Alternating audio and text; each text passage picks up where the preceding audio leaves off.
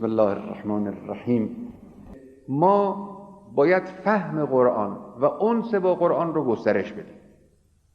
در جامعه ما یکایک مردم باید با قرآن آشنا بشن، چیزی که متاسفانه امروز نیست. امروز اون کسانی که دین باور و دین آشنا و علاقمند هستند به مسائل دینی، آیاتی از قرآن رو ممکنه حفظ باشن یا بلد باشن یا با مفاهیمش آشنا باشن. امروز گاهی به نام دین چیزهایی بر ذهن مردم حاکمه، بعضی از مردم البته، که اگر با قرآن آشنا باشند میفهمند که اینها از دین نیست و اینها مخالف هدایت دینی است. امروز روش‌هایی در میان جوامع مسلمین و از جمله در جامعه خود ما که حالا یک فرق جوهری و اساسی جامعه ما با دیگر جامعه ها داره و ما به حمدالله خیلی از اونها راهمون متفاوته و جلوتر هستیم، در این حال بعضی از روش‌ها هنوز بر ذهن‌ها و بر عمل‌های ما حاکمه که اگر انس عمومی با قرآن باشه و معرفت عمومی به قرآن وجود داشته باشه، مجبور نیستیم که روش‌های ضد اسلامی و ضد قرآنی رو در وجود خودمون، در زندگی خودمون بپذیریم. پس معرفت قرآنی باید گسترش پیدا کنه و انس با قرآن بایستی زیاد بشه. بسیاری از مشکلات و ابهامات و سؤالها و عقده‌ها و استفهامها که در ذهنها هست با آشنایی عمیق با قرآن برطرف میشه. بسیاری از عقده‌ها، ناراحتی‌ها، گرفتاری‌ها، بحران‌های روحی که ناشی از جهل به معارف اسلامی است، به برکت معرفت به قرآن و آشنایی با قرآن مرتفع میشه.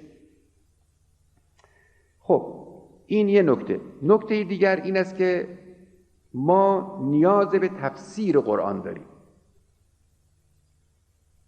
البته در مورد جامعه فارسی زبان یک چیز اضافه هم هست که بعد عرض می‌کنم. همه جوامع مردم مسلمین زبانشون هر چه باشه، ولو زبانشون عربی باشد که زبان قرآنه، اینها احتیاج دارند به تفسیر، به تبیین. قرآن باید برای مخاطبین تبیین بشه. اینجا یه نکته ظریفی هست، توجه کنید. این به معنای این نیست که قرآن دور از فهم عمومی مردم نازل شده یا برای آحاد مردم فهمیدن قرآن اگر زبان قرآن رو بدانند ممکن نیست. نه، قرآن برای عموم مردم نازل شده و پیغمبر اکرم هم که قرآن رو تلاوت میکرد، همون عربهای معمولی زمان پیغمبر قرآن رو میشنیدن و میفهمیدن. در این بحثی نیست. لکن دو مطلب وجود داره در اینجا که ایجاب میکنه که قرآن به وسیله کسانی که با معرفت قرآنی آشناتر هستند برای مردم تبیین بشه، برای گروه‌های مردم، گروه‌های خاص مردم، برای عامه مردم تبیین بشه. دو نکته هست. یکی این است که قرآن از اول تا آخر قرآن معارف بسیاری به صورت متراکم در سرتاسر قرآن گسترش یافته است.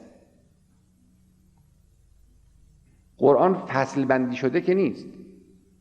معارف قرآن از توحید، از ذات و صفات الهی، از معارف مربوطه به نبوت، از مسائل مربوطه به انسان، از مسائل مربوطه به زندگی پس از مرگ، از احکام و تکالیف بشر، از ارتباطات میان انسان و خدا و انسان و انسان و انسان و طبیعت و هزاران گونه معارف فراوانی که در اسلام هست، از مجموع این معارف قرآن سرشاره.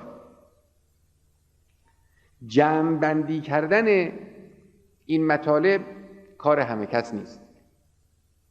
درسته که اگر قرآن رو کسی که با زبان عربی آشنا هست باز کنه، هر آیه ای رو وقتی که برسه در حد گنجایش فهم خود از اون آیه چیزی میفهمه. اینجور نیست که فهم قرآن از دسترس ذهنهای مردم به طور کلی دور باشه. اما این آیه تنها نیست توی این قرآن بزرگ. هزاران آیه در این قرآن هست و هزاران مطلب و معرفت در سرتاسر این کتاب گنجونده است. توجه به آیات دیگر و معارف دیگر شاید به فهم این آیه‌ای که ما داریم حالا مثلا مطالعه می‌کنیم عمق بیشتری و ابعاد جدیدتری می‌بخشه و این کار همه کس نیست. پس یک نکته اینه که جمع‌بندی در قرآن و توجه به ابعاد گوناگون قرآن از همه سو این بیش از اون چیزی است که یک فهم معمولی از یک آیه و از ظواهر آیات میتوانه استفاده کنه. پس محتاج تفسیری. یک نکته دیگر این است که هر کتاب فصیح و بلیغ و پرمغز و عمیقی ولو کتاب آسمانی نباشه، وقتی در مقابل یک فرد معمولی گذاشته می شود اون فرد از او چیزی می فهمه. وقتی در مقابل یک فرد صاحب معرفت بالا گذاشته میشه او چیز بیشتری از اون احساس میکنه. فرض کنید همین متون فارسی، متون ادبی فارسی، متون علمی فارسی است. هر کس هم که بخونه از او چیزی میفهمه. این کتاب هایی که به شعر یا نثر دانشمندان و علما و حکما، انسانهای بزرگ و پخته به سلک تحریر آوردن، وقتی اینا رو انسان جلوش میگذاره اینجور نیست که نفهمه. زبان فارسی است، میفهمیم چی داره میگه. اما یک انسان صاحب معرفت، یک انسان پخته و کامل، یک انسانی که با این کتاب سر و کار داشته سالهای زیاد و نظائر این مطلب رو در جاهای مختلف بسیار دیده و خونده و ذهنیت پیچیده‌ای داره، او از این عبارت و از این جمله چیز بیشتری میفهمه. پس به این دلیل هم قرآن احتیاج داره به تفسیر. لذاست که تفسیر قرآن به وسیله بزرگان علم دین و آگاهان از معارف اسلامی از قرنها پیش معمول بوده و کتاب‌های تفسیر بسیار خوبی در طول این 13-14 قرن نوشته شده که بسیاریش هم هست. بنده ممکنه برای فهم یک آیه قرآن در خود اون آیه تدبر کنم. خود اون تدبر خیلی مفیده. اما مطمئناً وقتی که مراجعه کنم به تفسیری که از ائمه علیهم السلام هست، اگر درباره یک آیه تفسیری از امام علیه السلام مثلا رسیده باشه یا به بیانی از یکی از بزرگان دین و حکما و مردمان دارای اندیشه عمیق و علم غزیر، وقتی به او انسان مراجعه بکنه طبعا چیز بیشتری میفهمه.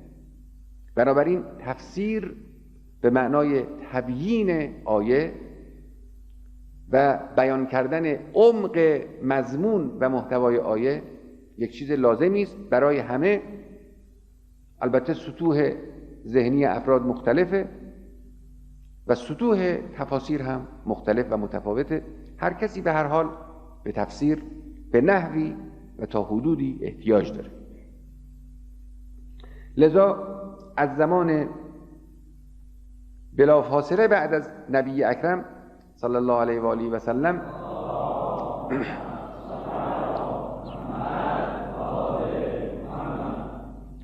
تفسیر قرآن و تدوین تفسیر شروع شده. اونطوری که علامه طباطبایی علیه الرحمه بیان کردن، اولین مفسرین از صحابه خود پیغمبر بودند، مثل ابی بن کعب و بعد هم از کسانی مثل ابن عباس و ابن مسعود، اینها کسانی بودند که تفسیر قرآن نوشتند و گفتند، با اینکه مردم اون زمان همه عرب بودند و خیلی از اونها از پیغمبر هم آیات قرآن رو شنیده بودند، اما در تفسیر قرآن مراجعه می‌کردند به بزرگانی از قبیل افرادی که ما عرض کردیم. این هم یک نکته در باب لزوم تفسیر و نیاز به تفسیر. و السلام علیکم و رحمت الله و برکاته.